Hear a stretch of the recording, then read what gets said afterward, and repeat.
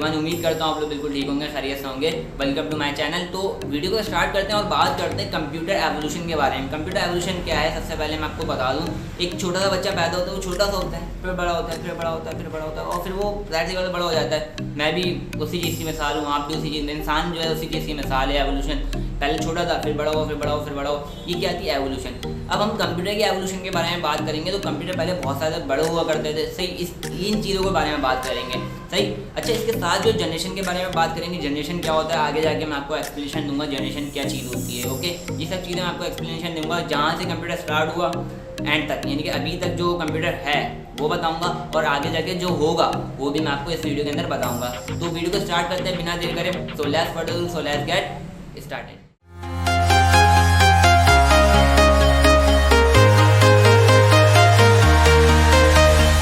अब मैं जो बात करने जा रहा हूँ कंप्यूटर एवोल्यूशन के बारे में। तो सबसे पहले जो कंप्यूटर एवोल्यूशन है, सबसे पहले जो है वो किससे स्टार्ट होता है, मैसेज से। यानी कि मैसेज जो है वो डायरेक्टली कंप्यूटर आज भी पहुँचाता है, मैसेज पैगाम पहुँचाने का काम करता है। वैसे ही जब स्टार्ट हुआ था ना, कॉन्सेप्ट स्टार्ट हुआ तो टेलीस्टिक्स पे स्टार्ट हुआ था। यानी कि लोग टेलीस्टिक्स पे ही यूज़ करा करते थे, लिखा करते थे उसके ऊपर, क्योंकि पेज नहीं हुआ करता था उस वक्त। तो टेलीस्टिक होती थी जो सबसे पहले इसके अंदर यूज़ होती थी। मैं यहाँ पर जो है कंप्यूटर एवोल्यूशन और कंप्यूटर हिस्ट्री दोनों, यानी कि एवोल्यूशन और हिस्ट्री बात एक की है, ओके, और जनरेशन को डिस्कस करूँगा इस वीडियो के अंदर, सही। तो चलें आगे चलते हैं और थोड़ा सा। सबसे पहले एक कंप्यूटर आता है या कंप्यूटर की प्रोटोटाइप आती है हमारे पास, वो है abacus. Abacus is a mechanical device use to add an individual in performing mathematical calculation. The abacus was invented in Babylonia in 2400 BC। BC का मतलब है बिफोर क्रिश्चियनिटी, जो भी आप बोलना चाहें इसको वो बोल सकते हैं। जो भी फुल फॉर्म है बिफोर क्रिश्चियनिटी, यानी कि क्रिश्चियनों के ज़माने का बिफोर से भी पुराना एक वक्त था, उसके अंदर ये आया, सही। अच्छा, ये भी पक्का नहीं है कि बेबीलोनिया में ये इजाद हुआ और इन्वेंट हुआ, सही। तो ये भी पक्का नहीं है। बहरहाल इतना पक्का है कि चाइना के अंदर ही ये इजाद हुआ था। और आज से जो 500 BC, यानी कि आज से BC बिफोर क्रिश्चियनिटी 500 साल पहले, इसके जो मॉडर्न ये देखें अबाकस आपको नज़र आ रहे हैं, ये आए हैं। यानी कि पहले 500 साल पहले से हम इसको अब यूज़ कर रहे हैं, यानी कि 1500 साल के अंदर से यूज़ करते हुए हम आ रहे हैं। और आज के दौर में भी आपको स्कूल्स के अंदर ये मिल जाता है, सही। छोटे बच्चों को यूज़ करवाया जाता है, छोटे बच्चे जो है इसको अबाकस को यूज़ करते हैं, सही। तो आपको आई होप ये बात अच्छी तरीके से समझ में आ रही होगी। आगे चलते हैं।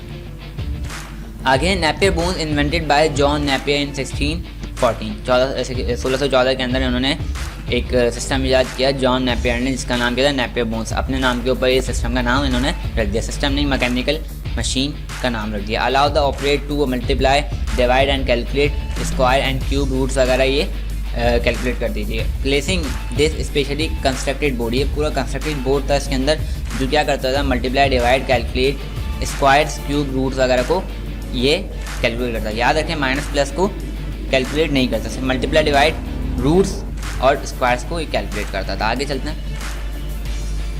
आगे slide rule invented by William ऑक्टेट इन 1622 के अंदर इन्होंने ये स्लाइड रूल इन्वेंट किया था। इस based on Napier's idea about logarithm, सही। नेपियर्स ने जो आइडिया दिया होगा इनको, इनके पास आ गया होगा कहीं से, या इन्होंने चुरा लिया या कुछ भी कर लिया, मैं बोल तो नहीं सकता कि इन्होंने चुराया होगा, इनके पास आ गया कहीं से ये आइडिया, ओके। तो इन्होंने क्या करा, उसकी भी एक मशीन बनाई जिसका नाम इन्होंने रखा स्लाइड रूल। बहुत सिंपल सी मशीन लग रही है देखने में हमें, ओके।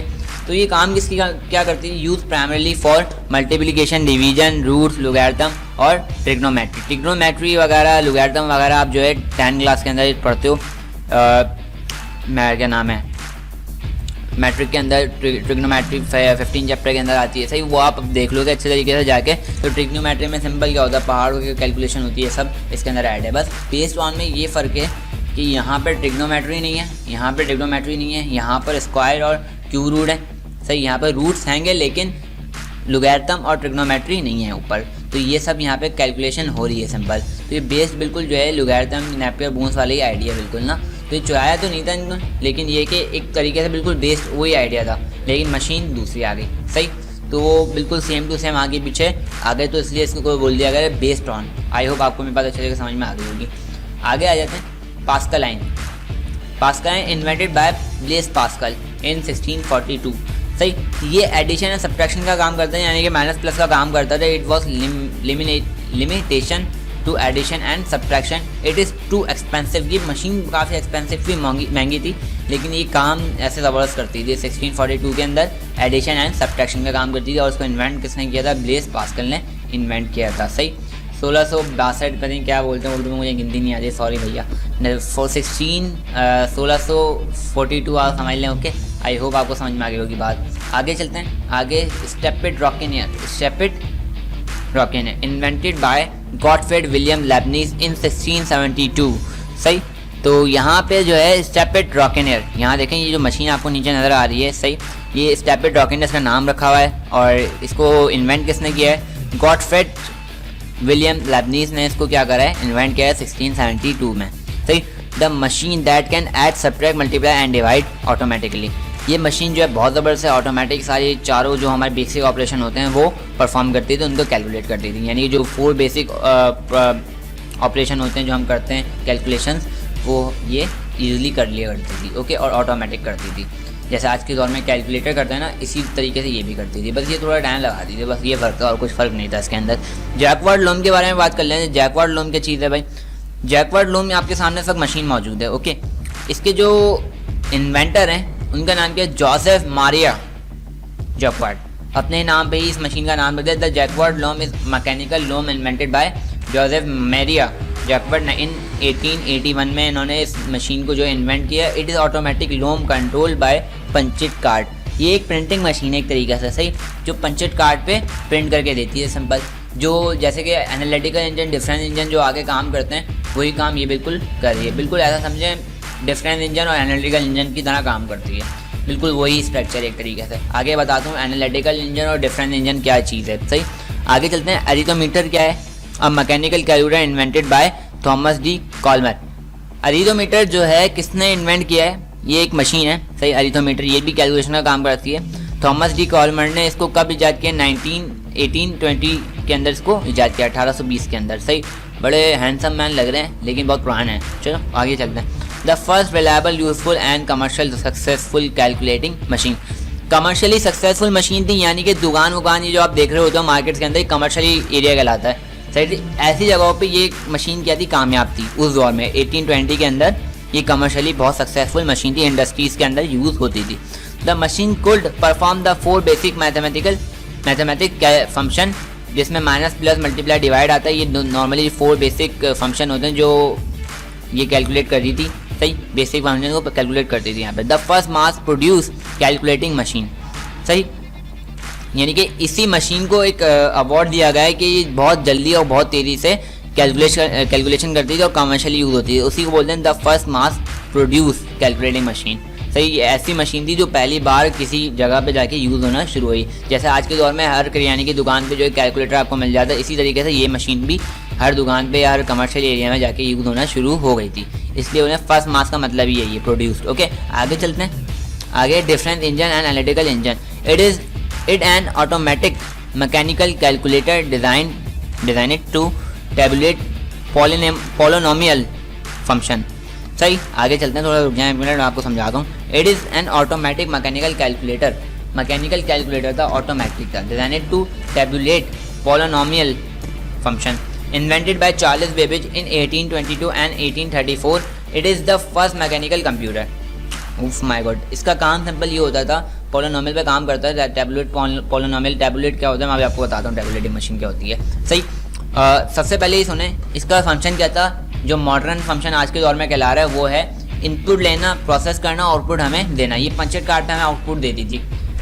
इनपुट हम नंबर्स की सूरत में देते थे इसको, ये इसको प्रोसेस करती थी और आउटपुट हमें पंचेट कार्ड की सूरत में दे देती थी। चार्ल्स बेबेज ने इन दोनों मशीन्स को फाउंड किया। मैं आपको और दिखा देता हूँ, नीचे आगे डिफरेंस इंजन ये है, इसके बाद एक एनालिटिकल इंजन आया वो ये है। सही, ये कार के साइज़ के बराबर के इंजन है दोनों। ठीक, तो ये तरीका सिंपल ये काम करते थे। अच्छा, इनपुट लेना, प्रोसेस करना, आउटपुट देना, इसको हम बोलते हैं मॉडर्न कंप्यूटर। तो Charles Babbage is the father of modern computer, क्योंकि इन्होंने ये बात बताई कि कंप्यूटर इनपुट लेता है, प्रोसेस करता है और आउटपुट हमें देता है, इसलिए हम इनको बोलते हैं चार्ल्स बेबेज को। चार्ल्स बेबेज हमारे कंप्यूटर के फादर हैं। सही, तो सबसे पहले किसी ने कॉन्सेप्ट दिया है कंप्यूटर का, तो वो कौन थे? Charles Babbage. Charles Babbage is the father of modern computer. Tablet machine के बारे में अभी आपको बताता हूँ चल के, पोलिनोमियल फंक्शन इसके अंदर मौजूद था। सही, आगे चलते हैं। इन्हीं की बहन चार्ल्स बेबेज की बहन थी जिनका नाम क्या था, अगस्टा इनका नाम था।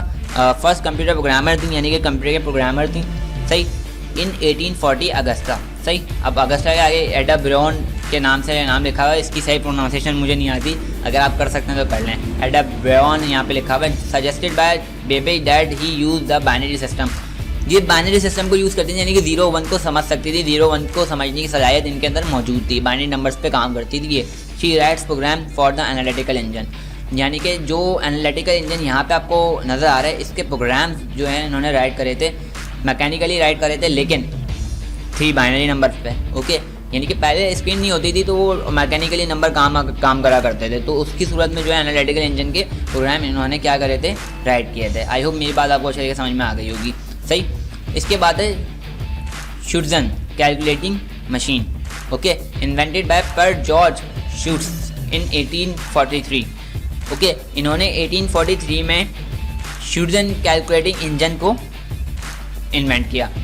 Based on Charles Babbage difference engine, the first printing calculator, सही, यानी कि इस पर आप हर चीज़ प्रिंट कर सकते थे, लेकिन ये कैलकुलेट का काम करता था, लेकिन उस सूरत में नहीं करता था, आप इसे प्रिंटिंग का काम ज़्यादा ले सकते थे, सही, ऐसा कैलकुलेटर। लेकिन आइडिया किसका था, बेस किस पे करता था, चार्ल्स बेबेज डिफरेंस इंजन पे बेस करता था, सही।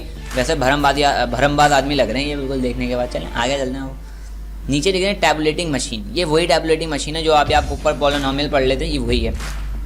Tabulating machine invented by Herman Hollerith in 1890 to assist the summarising information and accounting, सही। तो सिंपल ये समराइजिंग रखती थी इन्फॉर्मेशन को, सही, यानी कि जितने भी पेपर्स वगैरह हम इसको देते थे तो एक साइड पे करके रखती थी, जितने भी डेटा होता था, ये असल में मर्दमशुमारी के लिए काम आती थी। मर्दमशुमारी आप समझते हैं ना, आपके घर के बाद शीन के नाम से कुछ नाम लिखा है, शीन 1199 के नाम से कुछ लिखा हुआ, शीन 1199 ऐसा आपने देखा होगा, उसके अंदर लिखा होता है 118, किसी के बाद 535 कुछ भी लिखा होता था, तो इसको हम क्या बोलते थे, मर्दमशुमारी हो रही है, तो ये मर्दमशुमारी का काम आता था, सिंपल।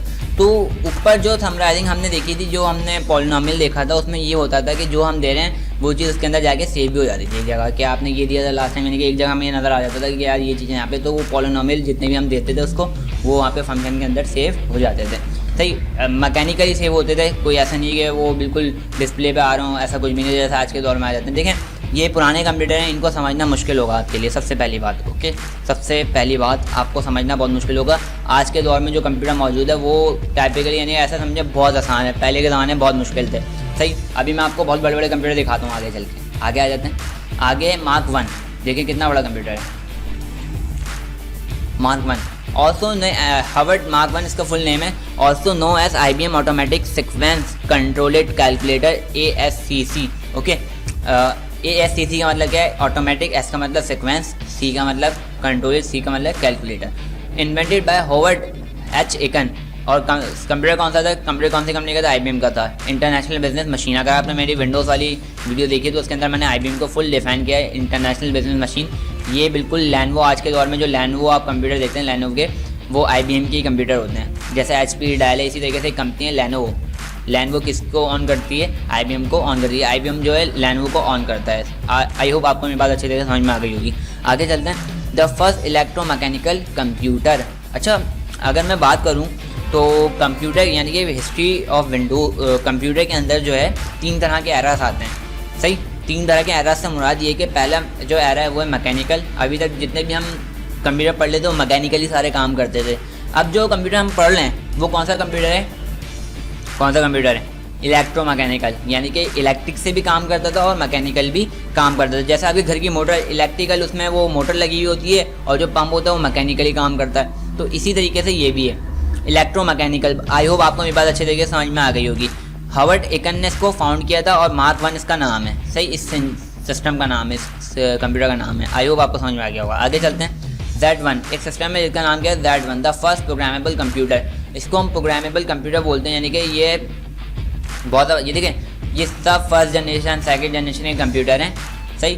तो इनके अंदर ये भी फर्स्ट जनरेशन का कंप्यूटर है, सही। इनके अंदर कोई हमें डिस्प्ले नहीं मिलता था, ये बस हल्की फुल्की प्रोग्रामिंग में काम करता था। टू प्रोग्राम द Z1, अच्छा यहाँ पहले पढ़े, क्रिएटेड बाय कॉनर्ड ज़्यूस, इनका नाम कॉनर्ड ज़्यूस, अगर प्रोनाउंसिएशन अलग हो रही हो तो सॉरी इसके लिए। इन जर्मनी फॉर्म 1936 to 1938, सही। इन्होंने जर्मनी के अंदर इस सिस्टम को फाउंड किया था 1936 टू 1938 के दौरान। To program the Z1 required that the user insert punch tape into punch tape reader and all output also generated through punch tape. आप पंच टैप से इनपुट देते थे, पंच टैप पे आपको आउटपुट आ जाता था। सिंपल ये इसका पर्पस था। इसका नाम था Z1 और इसको फाउंड किसने किया था? Conrad juice. काफ़ी बूढ़े हैं यार, 80 साल के तो होंगे कम से कम। चलो आगे आ जाओ।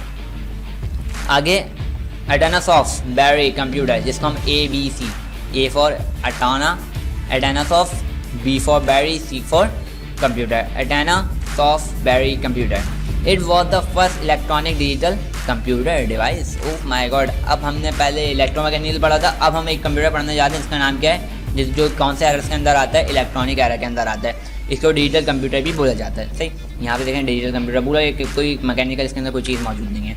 Invented by professor John Atanasoff and graduate student Clifford Berry at Iowa State University between 1939 and 1942।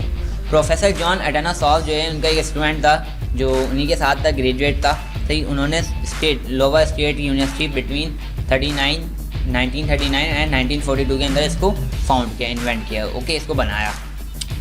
नीचे आ जाते हैं। ये है, देखें प्रोफेसर जॉन एडानासॉफ्ट ये हैं और ये इनका सिस्टम इलेक्ट्रॉनिकली। सही, ABC कंप्यूटर भी के नाम से भी बड़ा मशहूर है ये। सही, ओके, याद रखिएगा Mark 1 जो है दुनिया का माना जाता है वो पहला कंप्यूटर है, लेकिन ऐसा नहीं है। ABC कंप्यूटर भी पहले कंप्यूटर में शुमार होगा। सही, आगे चलते हैं। ENIAC बड़ा कंप्यूटर है। ENIC देखें, ये कंप्यूटर जो है ना कम से कम 2 से 3 बिल्डिंग के बराबर है।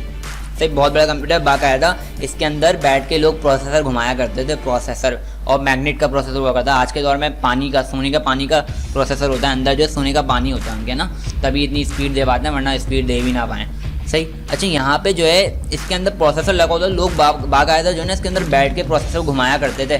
सही, ENIAC stand for electronic numerical integrator and computer. E for electronic, N for numerical, I for integrator and A का मतलब N, C का मतलब computer. Electronic numerical integrator and computer, it was the first electronic general purpose computer, जो आप use कर सकते थे, लेकिन आपको कम से कम 2-3 बिल्डिंग की जगह चाहिए होती। आप यूज़ कर सकते थे जनरल पर्पस कंप्यूटर। ओके, 2 तरह के कंप्यूटर होते हैं, जनरल पर्पस, एक होता है स्पेशल पर्पस। स्पेशल पर्पस जो इंडस्ट्री में यूज़ होता है, और जो जनरल पर्पस होता है वो आमतौर पर घरों के अंदर यूज़ होता है। जो आपके घर पे कंप्यूटर रखा होता है ना, वो जनरल पर्पस कंप्यूटर कहलाता है। कंप्यूटर इन 1946। अच्छा, ये जो कंप्यूटर है ये कब डेवलप हुआ था? जब जापान की जंग हो रही थी। जापान में जब वो हिरोशिमा और नागासाकी में हमला हुआ था, उस दौर में डेवलप हो रहा था। सही, और ये US गवर्नमेंट को सपोर्ट, इंग्लैंड को सपोर्ट करने के लिए बनाया गया था। किसने बनाया था? Developed by John Presper Eckert and John W Mauchly ने इसको बनाया था। कब? जब इनकी जंग हो रही थी, इंग्लैंड और पता नहीं कौन सा मुल्क था उससे जंग हो रही थी, तब इन्होंने उनकी फ़ौज को मदद करने के लिए ये सिस्टम बनाया था। ENIAC जो भी कैलकुलेशन थी उसको परफॉर्म करने के लिए सिस्टम बनाया था उन्होंने, इतना बड़ा। सही, ओके, आगे चलते हैं। आगे फिर उसके बाद उन्होंने एक सिस्टम बनाया जिसका नाम था UNIVAC, the universal automatic computer. सही, इसकी फुल फॉर्म क्या है? Universal automatic computer. UNIVAC की फुल फॉर्म क्या है? Universal automatic computer 1। Okay, UNIVAC 1 इसका फुल नेम है। Was the first commercial computer designed by J. Presper Eckert and John Mauchly. अच्छा, ये मुचल अलग है, यहाँ पे मुचले ही है। सही, ओके, ये बात याद रखें, वाया आएगा यहाँ पे। आगे चलते हैं। ये सिस्टम भी नॉर्मली अच्छा सिस्टम था, लेकिन बहुत कन्फ्यूजन थी इसके अंदर, बहुत ज़्यादा कन्फ्यूजन, इससे ज़्यादा कन्फ्यूजन थी। सही, आगे चलते हैं। आगे है EDVAC, ये बहुत बड़ा कंप्यूटर था। ठीक, EDVAC stand for electronic discrete variable automatic computer. E का मतलब इलेक्ट्रॉनिक, D का मतलब डिस्क्रीट, V का मतलब वेरिएबल, A का मतलब ऑटोमेटिक, C का मतलब कंप्यूटर। सही, तो electronic discrete variable automatic computer, the first stored program computer. हम कोई सॉफ्टवेयर अगर हमने किसी कंप्यूटर में सेव किया है तो वो कौन सा सॉफ्टवेयर था? कौन सा कंप्यूटर? EDVAC के अंदर हमने कोई सॉफ्टवेयर सेव किया first time. Okay, designed by von Neumann in 1952। Von Neumann थे जिन्होंने इसको डिज़ाइन किया था 1952 के अंदर। Okay, it has a memory to hold both a store program as well as data. सही, अपने यानी कि जो चीज़ हम डेटा इसके अंदर स्टोर करवाते थे वो ये स्टोर कर लिया करता था। सही, और इसकी जो हार्ड ड्राइव थी ना, वो ये देखें बराबर में हार्ड ड्राइव लगी है, 6 MB की हार्ड ड्राइव है सिर्फ ये, 6 MB की, और पूरे जहाज़ में रखकर लेकर आए होंगे ये लोग। सही, आई होप आपको बात समझ में आ गई होगी। The first portable computer Osborne 1, the first portable computer, एक कंपनी थी ऑसबॉर्न के नाम से, इसका नाम ही ऑसबॉर्न 1 रख दिया था उन्होंने। Release in 1981 by the Osborne computer corporation. तब से ही ऑसबॉर्न 1 से ही जो है लैपटॉप आना शुरू हुए। सही, ऑसबॉर्न जब ये ऑसबॉर्न 1 आया ना हमारे पास, जब से ये कॉन्सेप्ट चलता आ रहा है, जब से ही लैपटॉप भी चलते आ रहे हैं। लैपटॉप की अगर कोई बुनियादी कंप्यूटर है मौजूद जो जहाँ से स्टार्ट हुआ है लैपटॉप, वो कौन सा है? ऑसबॉर्न 1। आई होप आपको समझ में आ गया होगा। आगे चलते हैं और थोड़ा सा। तो यहाँ पे सबसे बता रहे हैं द फर्स्ट कंप्यूटर कंपनी का नाम देख लें। The first computer company was the electronic control company, electronic control company founded in 1949 by J Presper Eckert and John Mauchly. वही जॉन मुस्ले अजीब सा नाम रखा हुआ है, सही, लेकिन इन्होंने सबसे पहली कंपनी फाउंड करी जिसका नाम क्या था? इलेक्ट्रॉनिक कंट्रोल कंपनी, ECC इसकी शॉर्ट फॉर्म आ गई हमारे पास। सही, और कंपनी देखें कितनी प्यारी बनी है माशाल्लाह से। आगे चलते हैं। अब आ जाते हैं कंप्यूटर जनरेशन। अच्छा, हमारी विंडो कंप्यूटर की जो हिस्ट्री है वो यहाँ तक ख़त्म होती है। सही, जितनी मैंने आपको हिस्ट्री बताई है इसको थोड़ा याद रखिएगा, आपके काफ़ी काम आ सकती है। सही, ओके, बस इतना याद रखिएगा। चार्ल्स बेबेज जो हैं वो फाउंडर हैं, कंप्यूटर के फादर हैं। ओके, और जो प्रोग्रामिंग के वो मदर हैं या जो भी आप बोलना चाहें इनको, सही, वो कौन है? अगस्टा। सही, ये बाइनरी कोड पे काम करती थी, वाहिद थी ये जो बाइनरी कोड पे काम कर सकती थी, जो इनको समझ में आते थे। सही, ओके, आगे चलते हैं। Computer generation, there are 5 generation of computer. First generation 1946 to 1958 तक चली। सही, फिर सेकेंड जनरेशन 1959 से स्टार्ट हुई तो 1964 पर ख़त्म हो गई। फिर थर्ड जनरेशन हमारे पास आई तो 1965 से वो स्टार्ट हुई, 1970 पे जाके ख़त्म हो गई। फिर फोर्थ जनरेशन जो है 1971 से स्टार्ट हुई, अभी तक चल रही है, यानी कि अभी अगर हम बैठे हुए तो फोर्थ जनरेशन में मौजूद है। जोन के आगे 4G आपने लिखा हुआ देखा है, इसका मतलब क्या है? 4G चल रहा है, यानी कि फोर्थ जनरेशन चल रही है। 4G FG, देखें 4G, समझ में आ गया? बस इसको 4 कर दें और इसको G कर दें तो 4G बन जाएगा। सही, 5G टुडे अभी भी चल रही है, यानी कि स्टार्ट हो गई है, 5th जनरेशन जो है स्टार्ट हो गई है, और अब फ्यूचर में हम 5th जनरेशन को ही देखेंगे। 2022-2023 से 5th जनरेशन लगना स्टार्ट हो जाएगी। आगे चलते हैं, फर्स्ट जनरेशन के बारे में पढ़ते हैं। फर्स्ट जनरेशन जो थी वो किस पे बेस करती थी? वैक्यूम ट्यूब्स पे बेस करती थी। ये आपके सामने वैक्यूम ट्यूब मौजूद है। सही, वैक्यूम ट्यूब के बारे में आपको बता दूं, ये वैक्यूम ट्यूब आपको इतनी नज़र आ रही है लेकिन ये है नहीं इतनी सी, ये एक कमरे के बराबर है, यानी कि 2 वैक्यूम ट्यूब एक कमरे के बराबर आती हैं, यानी कि 10 बाय 10 का एक कमरा होता है जिसके अंदर 2 वैक्यूम ट्यूब आती हैं। और एक कंप्यूटर के अंदर उस वक्त में ये फर्स्ट जनरेशन आए थे, कंप्यूटर फर्स्ट जनरेशन चल रहा था, तो एक कंप्यूटर में जो है 40,000 के करीब लगती थी। वैक्यूम ट्यूब की बात बता रहा हूँ आपको। ये एक कमरे में 10 बाय 10 के कमरे में जो है 2 वैक्यूम ट्यूब आती हैं, सिर्फ 2 से 3 आती हैं बस, और एक कंप्यूटर में 40,000 लगती थी, 40,000। तो आई होप आपको बात समझ में आई होगी। और फिर मैग्नेटिक ड्रम अलग लगते थे इसके, जो मेमोरी का काम करते थे। Were often enormous taking up entire rooms. बात समझ में आ रही है? यहाँ पे लिखा हुआ भी है बाकायदा। आगे चलते हैं। सही, addition using a great deal of electricity generate, यानी कि ये इतने बहुत ज़्यादा हीट लेते थे और बहुत ज़्यादा कोई इनको ख़रीद नहीं सकता था। बहुत US ने बना लिए थे, लेकिन US भी पछता रहा था इनको बनाने के बाद, लेकिन अच्छा हुआ बना लिया, दैट वाला हमें पढ़ने को मिल गई ये चीज़। आगे चलते हैं। आगे है फर्स्ट जनरेशन के बारे में बता रहे हैं। First generation computer relied on machine language, lowest level programming language understood by computer to perform operation and they could only solve 1 problem at a time. सही, ये बोल रहे हैं कि कंप्यूटर जो थे फर्स्ट जनरेशन जो कंप्यूटर थे वो किस पे बेस्ड थे? लोएस्ट प्रोग्रामिंग लैंग्वेज पे बेस्ड थे। अगर आपने मेरी कंप्यूटर लैंग्वेजेस वाली वीडियो नहीं देखी है तो वो डायरेक्टली जाके देख लें, मेरी वीडियोस के अंदर मौजूद होगा। अभी चैनल पे क्लिक करिएगा ये वीडियो को वॉच करने के बाद, और वहाँ पे कंप्यूटर लैंग्वेजेस की वीडियो आपको मिल जाएगी। वीडियो के टैब पे क्लिक करिएगा, वहीं पे कंप्यूटर लैंग्वेजेस का एक नाम आएगा आपके सामने, उस पर क्लिक कर दिएगा तो आपको वहाँ पे कंप्यूटर लैंग्वेज की वीडियो मिल जाएगी। तो उसमें आपको समझ में आ जाएगा लोएस्ट प्रोग्रामिंग लैंग्वेज क्या है, जिसको हम बाइनरी बोलते हैं, understood by computer to perform operation. Binary की भी लोएस्ट एक फॉर्म है, उसको बता रहे हैं कि उसके ऊपर काम करती थी। सही, input was based on punched card and paper tape and output was displayed into printouts वगैरह की सूरत में, पेज की सूरत में। ये हमें प्रिंट आउट, हम लोग पंचेड कार्ड से इनपुट देते थे और किसी में पंचेड कार्ड पे ही आउटपुट भी आता था। सही, तो ये चलता रहता था आपस में। फर्स्ट जनरेशन का काम सिंपल इतना था हमारे पास। आगे चलते हैं। Second generation, transistor replaced vacuum tubes. अच्छा, ये ट्रांजिस्टर जो है इसने रिप्लेस कर दिया किसको? वैक्यूम ट्यूब को रिप्लेस कर दिया। अभी छोटा सा ट्रांजिस्टर है, यानी कि आपकी एक उंगली के अंदर जो है 10-15 ट्रांजिस्टर आ जाए, इतने से इतना सा ट्रांजिस्टर है ये, सही। तो उंगली ये थोड़ा बड़ा है, इसके अंदर जो तस्वीर आपको नजर आ रही है इसके अंदर बड़ा ट्रांजिस्टर शो किया गया है, लेकिन इससे भी ज़्यादा छोटा है ट्रांजिस्टर, ओके। आप अगर अपने घर के अंदर आपके सेवर लगे हैं तो सेवर को ओपन करके देख लें, उसके अंदर छोटे छोटे ट्रांजिस्टर लगे हुए होते हैं, सही। तो वो ट्रांजिस्टर की बात कर रहा हूँ। 1 transistor replace in the equivalent of 40 vacuum tubes, यानी कि एक ट्रांजिस्टर जो है 40 वैक्यूम ट्यूब्स के बराबर है। कहीं कहीं ये भी लिखा हुआ होता है 10 वैक्यूम ट्यूब्स के बराबर है, लेकिन अभी इसके अंदर क्या लिखा हुआ है 40 वैक्यूम ट्यूब्स के बराबर है, सही। तो यकीन माने इतने बड़े कंप्यूटर को जिसमें 40 वैक्यूम ट्यूब लगी हुई थी और 1-2-3 वैक्यूम ट्यूब जो है 10 बाय 10 के कमरे में आती थी, तो वो उसको रिप्लेस कर दिया इस छोटे से ट्रांजिस्टर ने, किसमें 40 वैक्यूम ट्यूब्स की जगह ले ली इस ट्रांजिस्टर ने। कितनी हैरत अंगेज बात है। Allowing computer to become smaller, faster, cheaper, more energy efficient and more reliable. बात समझ में आ रही है? यानी कि जो 3-4 बिल्डिंगों की जगहों पे बन रहा था कंप्यूटर, वो अब एक कमरे के बराबर हो गया है। आई होप आपको बात समझ में आ रही होगी अच्छे तरीके से। Still generated a great deal of heat that can damage the computer.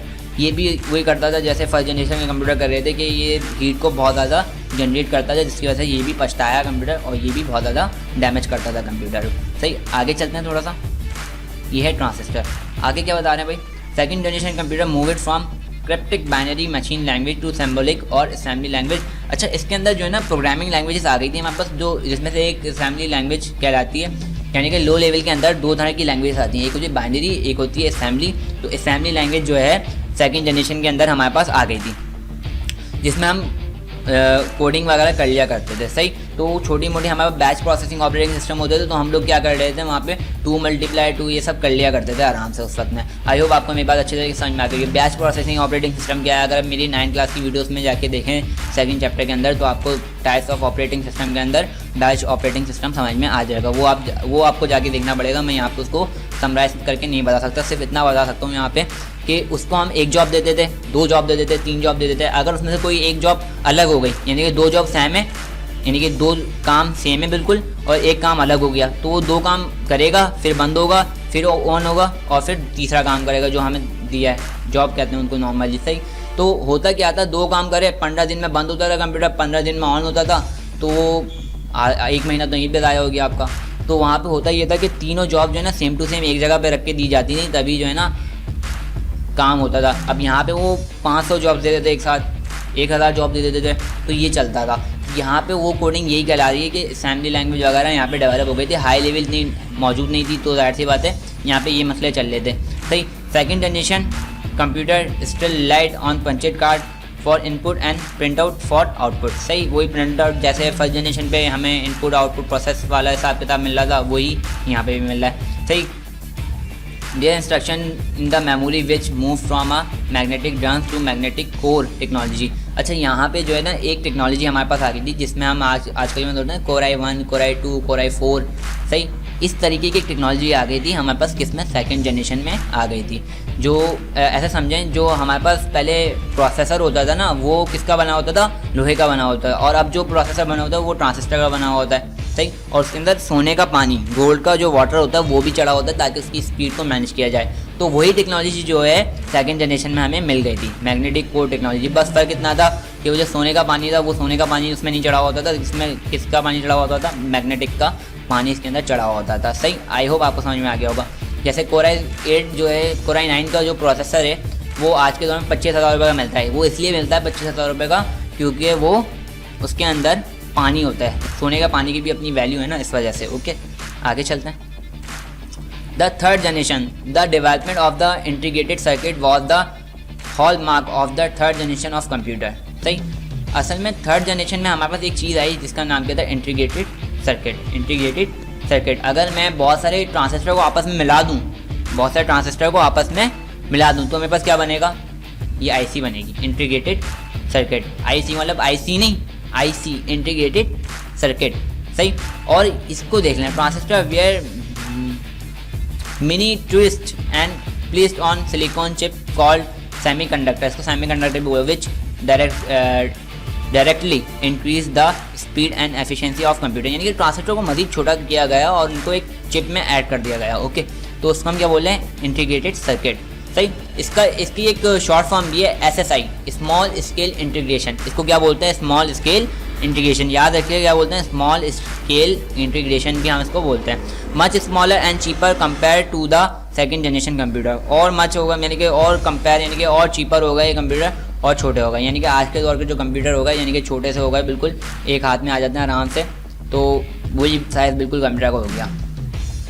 सही, आगे चलते हैं। आगे क्या बोल रहे हैं भाई? आगे नेक्स्ट पेज पे आ जाते हैं। The third generation user interacted with third generation computer through keyboards and monitor and interface with an operating system which allow the device to run many different applications at one time with a central program that monitored the memory। तो ये था असल वक्त computer का, the third generation. Okay, यहाँ पे जो है हमारे पास ऑपरेटिंग सिस्टम भी आ गए थे अलग अलग तरह के, जैसे MS-DOS वगैरह। सही, जो आपने विंडोज़ की हिस्ट्री में पढ़े थे। सही, विंडोज़ की एवोल्यूशन में पढ़े थे। सही, इस तरह के सिस्टम आ चुके थे हमारे पास और दीगर सिस्टम आने वाले थे। तो जाहिर सी बात है थर्ड जनरेशन हमारे लिए बहुत एफिशिएंसी के साथ रही। सही, ऑपरेटिंग सिस्टम को इतना डेवलप तो नहीं होता था, लेकिन जाहिर सी बात है हम लोगों ने सॉफ्टवेयर वगैरह इन सब के डेफिनेशंस वगैरह क्लियर कर ली थी और हम इस पर काम कर रहे थे। टेक्नोलॉजी जो है लगातार तरक्की कर रही थी। सही, 1971 में ख़त्म हुई थी ये third generation. Computer for the first time become accessible to a mass audience because they were smaller and cheaper than their producers. सही, यानी कि कहने का मतलब सिंपल इतना है कि थर्ड जनरेशन ने जो है लोगों को अपनी तरफ इंटरेक्ट किया। सही, क्योंकि चीपर बहुत ज़्यादा हो गए थे और कंप्यूटर का मतलब ये जानते थे लोग कि यार कंप्यूटर बहुत पावरफुल होता है, ये होता है वो होता है। हमारे जो दादा वादा हैं उनसे अगर आप पूछ लें जाके तो कंप्यूटर के बारे में ऊपर नहीं कौन कौन से कहानियाँ लेकर बैठ जाते हैं, ये होता था कंप्यूटर, ये होता था। हम तो ऐसे सोचते रहते थे कि ये वो फलाना ढिमकाना। तो वो थर्ड जनरेशन के बारे में बताते हैं हमें। सही, आगे चलते हैं। आगे फोर्थ जनरेशन जो इस वक्त मौजूद है, the micro processor. The fourth generation, the microprocessor brought to 4 generations of computer as thousands of integrated circuits were built onto a single silicon chip। ये सिंगल सिलिकॉन चिप को हम प्रोसेसर बोलते हैं, माइक्रो प्रोसेसर बोलते हैं। इसके अंदर क्या किया गया है? इन ICs को इंटीग्रेट कर दिया गया है। थाउजेंड ऑफ ICs को इसके अंदर इंटीग्रेट कर दिया गया है। माइक्रो प्रोसेसर को बोला जाता है कि ये कंप्यूटर का दिमाग है और ये खुद किससे बना है? इंटीग्रेटेड सर्किट ट्रांजिस्टर किससे बना है? सिलिकॉन से बना है। सिलिकॉन जो आपकी ज़मीन के ऊपर जो मिट्टी होती है ना, उसके नीचे एक लेयर होती है, मिट्टी की एक लेयर और होती है, उसको हम सिलिकॉन बोलते हैं। सही, तो वो उससे बनी हुई होती है। पावरफुल, यहाँ पे देखें, as this small computer become more powerful they could be linked together to form network which eventually led to the development of the internet. Fourth generation computer also saw the development GUI, the mouse and handle devices वगैरह, mobile वगैरह सब GUI पे based करते हैं, graphical user interface. अगर हमें किसी चीज़ की वजह से मिला है तो वो किसकी वजह से मिला है? माइक्रो प्रोसेसर की वजह से, क्योंकि वो एक ब्रेन की तरह काम करता है। बल्कि ये बोलूँगा, ये जो माइक्रो प्रोसेसर है ना, अगर आप इसके सामने 1000 ह्यूमंस को खड़ा करोगे लाके, तब जाके 1000 ह्यूमन इसका मुकाबला कर पाएंगे। अलबत्ता इसका मुकाबला करना बहुत मुश्किल है, बहुत तेज़ काम करता है। ये ब्रेन कहलाता है कंप्यूटर का बेसिकली। ओके, इसके आगे जाके बात करते हैं थोड़ा सा हम। और याद रखिएगा जो GUI है, ग्राफिकल यूज़र इंटरफेस, जो विंडोज़ 10 में हमें इंटरफेस नज़र आता है, जो हमें कलर्स नज़र आते हैं, विंडोज़ 7 में कलर्स नज़र आते हैं, स्टार्ट मेन्यू नज़र आता है, ये सब ग्राफिकल यूज़र इंटरफेस कहलाता है। ये हमें किस में मिला था? फोर्थ जनरेशन के अंदर ही ये हमें मिला था, इस जनरेशन के अंदर मिला था, फोर्थ जनरेशन में। तो आई होप ये भी आपको अच्छे तरीके से समझ में आ गया होगा। अच्छा, इसकी एक शॉर्ट फॉर्म है, इसका नाम क्या है? MSI, medium scale integration. Medium scale integration, इसके मैंने में क्या बताया था थर्ड जनरेशन में? SSI, स्मॉल स्केल इंटीग्रेशन, और ये क्या है हमारे पास? MSI, medium scale integration. आगे चलते हैं। अब ये आ रही है 5th generation. The fifth generation based on artificial intelligence. ऐसा समझें, आर्टिफिशियल सोना, यानी कि आर्टिफिशियल आप कहते हो ना सोना लगता है लेकिन होता नहीं है सोना। सही, तो इसी तरीके से एक बंदा है, आर्टिफिशियल है, वो रोबोट है और इंटेलिजेंट भी है। बात समझ में आ रही है? यानी कि रोबोट है, इंटेलिजेंट भी, उसको हम क्या बोले? AI, artificial intelligent. Still in development, यानी कि अभी डेवलप नहीं हुई है, अभी डेवलपमेंट में है। ये अगर आपको ये थोड़ा सा और समझना है ना, इसको डीपली जाके समझना है आर्टिफिशियल इंटेलिजेंस को, तो मेरी वीडियो बनी हुई है आर्टिफिशियल इंटेलिजेंस पे, वो देखें जाके। सबसे पहले मेरी वीडियोस में मिल जाएगी आपको। एक सोफिया रोबोट है, जो सोफे के नाम से आपको पूरी वीडियो मिल जाएगी। अगर इंटरनेट पे भी सर्च कर लें, यूट्यूब पे भी जाके सर्च कर लें, तो सोफे के नाम से वीडियो मिल जाएगी मेरी। सही, तो वो भी आप देख लें जाके, आपको अच्छी तरीके से समझ में आ जाएगा। और इस आर्टिफिशियल इंटेलिजेंस ने ये तक बोला है कि मैं ह्यूमंस को तबाह कर दूँगी, ह्यूमंस को डिस्ट्रॉय कर दूँगी। सही, तो वो भी जाके ज़रा चेक करें, आपको शायद कुछ समझ में आए उससे। The use of parallel processing and super conductor पहले सेमीकंडक्टर यूज़ होते थे, अब क्या होते हैं सुपर कंडक्टर, यानी कि 4th जनरेशन में 3rd जनरेशन में कौन से कंडक्टर यूज़ कर रहे थे वो सेमी, अब सुपर कंडक्टर यूज़ करते हैं, यानी कंडक्टरों को भी पावरफुल कर दिया है, सही। और जो ट्रांजिस्टर इसके अंदर इंक्लूड थे, यानी कि इसके अंदर इंक्लूड थे माइक्रो प्रोसेसर के अंदर, इसको भी डेवलप कर दिया, यानी कि अब इसके अंदर हो गया लार्ज LSI, पहले क्या था SSI, फिर हुआ MSI और अब क्या हो गया LSI, लार्ज स्केल इंटीग्रेशन, सही। तो यहाँ पे ये चीज़ हो गई। The use of parallel processing and superconductor is helping to make artificial intelligence a reality, सही। आर्टिफिशियल इंटेलिजेंस ऐसे होते हैं कि भाई आप जो बोलोगे, मिसाल के तौर पे मैंने उसका पूछ लिया what is capital of Australia, तो उसने फ़ौरन से जवाब दे देना है मुझे, सही। What is capital of Pakistan, हर चीज़ का जवाब उसके पास मौजूद होगा। हाँ, जिसका वो ऑडियो में मुझे स्पीकिंग में जवाब नहीं दे सकती, वो मुझे लिखकर शो कर देगी किसी स्क्रीन पर, okay. The goal is to develop device that respond the natural language, आप उर्दू में बोलोगे तो उर्दू में जवाब देगी, इंग्लिश में बोलोगे इंग्लिश में जवाब देगी, सही। वो एक रोबोट भी हो सकता है, वो आपके मोबाइल के अंदर भी हो सकता है, मोबाइल के अंदर तो बल्कि आ चुकी है ये चीज़। आप अभी एक काम करिएगा, अपने मोबाइल के अंदर जो है ना प्ले स्टोर पर जाइएगा और वहाँ पे गूगल असिस्टेंट डाउनलोड कर लिएगा, तो आपको अंदाज़ा हो जाएगा कि आर्टिफिशियल इंटेलिजेंस होती क्या है। There are some application such as voice recognition, they are being used today, सही। आई होप आपको ये वीडियो अच्छे तरीके से यहाँ तक समझ में आई होगी। इसको हम बोलते हैं LSI 5th जनरेशन को, large scale integration. 4th generation को हम क्या बोलते हैं MSI, मीडियम स्केल इंटीग्रेशन। देखें इंटीग्रेशन ही है, और जो आर्टिफिशियल इंटेलिजेंस है वो रोबोट है एक तरीके से, सही। तो ये ब्रेन है, इसी तरीके से पूरा रोबोट बना दिया उन्होंने, सही। तो वो भी एक क्या हो गया हमारे पास लार्ज स्केल इंटीग्रेशन हो गया, जो हर चीज़ कर सकता है, हमसे लाख दर्जा लाख गुना हमसे पावरफुल है, इंसान से लाख गुना पावरफुल है आर्टिफिशियल इंटेलिजेंस। आई होप आपको समझ में आ गई होगी मेरी बात अच्छे तरीके से। अब ये 3rd जनरेशन क्या है हमारे पास SSI, स्मॉल स्केल इंटीग्रेशन। अब मैं दोबारा वास्ते आ जाता हूँ ऊपर।